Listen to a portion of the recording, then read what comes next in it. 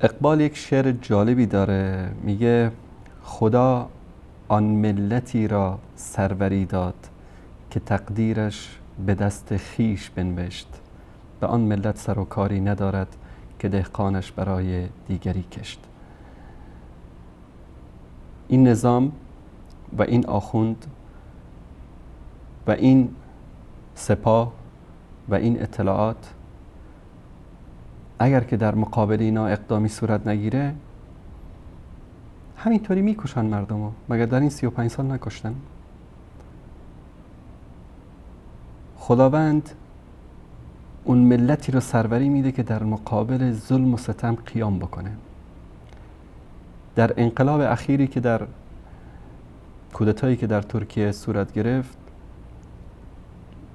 این انقلاب مردمی در مقابل کودتاچیان واقعا درس است برای ملت ها، برای ملت ایران، برای ملت تاجیکستان، برای افغانستان، برای ملت های مظلومی که در زیر سلطه ظالمین و مستبدین زندگی میکنن.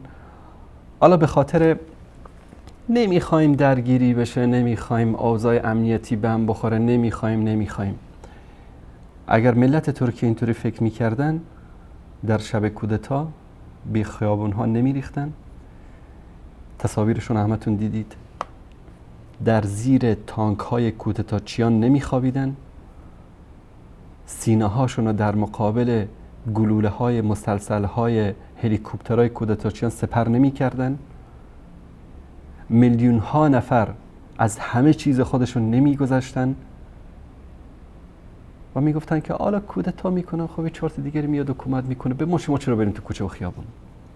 اما ملت ترکیه به حدی از آگاهی سیاسی رسیدن که میگه درسته که امروز من در زیر تانک بخوابم، شاید این تانک از سر من رد بشه و من کشته بشم، اما فردا فرزندم در آزادی زندگی میکنه.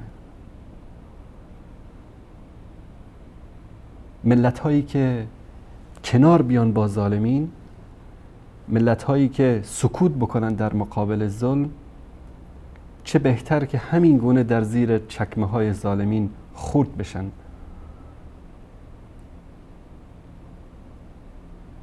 چون همونطوری که گفتم برای آزادی، برای دین، برای عقیده باید جان داد، باید خون داد، باید شکنجه و زندان را تحمل کرد. و اینها درس دادن به علمای ما،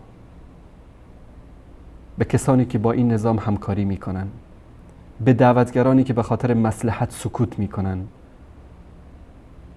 که ظالم میخواد با من چیکار بکنه؟ میخواد منو بکشه؟ خب بکشه. اما آیا میتونن اعتقاد ما رو، میتونن توحید رو، میتونن فکر اینها رو بکشن؟ هرگز. تاریخ اینو ثابت کرده. علمای ما، بزرگان ما، این سنت است. امام احمد ابن حنبل در زندان بود، شکنجه شد. امام ابو حنیفه در زندان بود، شلاق خورد، شکنجه شد. ابن تیمیه در زندان درگذشت، شلاق خورد، شکنجه شد.